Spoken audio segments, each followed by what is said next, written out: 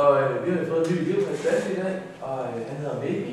Og jeg synes næsten, at jeg skal præsentere sig selv for klassen, simpelthen. Ja, hvor er det, Baby? Ja.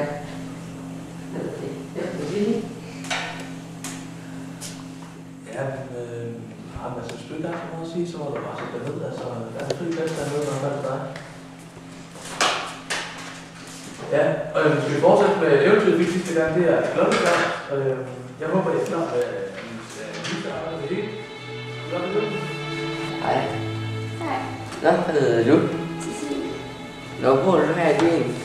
Ja, bor du også her? Ja, jeg er lige flyttet et herude i hjørnet på skolen. Okay.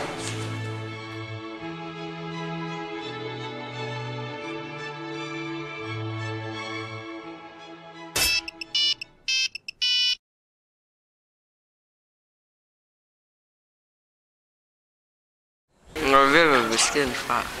Det er bare nogen fra klassen af. Hvorfor de sender en besked? Det er fordi, de driller mig om mobben og hver dag. Og det, ja.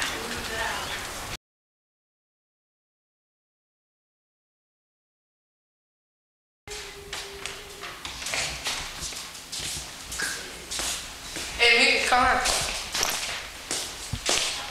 Hallo Mikkel, hvorfor går du så med hende der Silie? Det er fint, da. Synes du skal ikke gå sammen med hende? Du skal også have en voice for det tema. Ja, totalt dumt.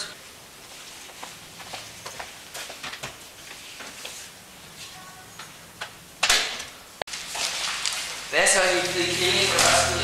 Ja, fuck, så skriver jeg.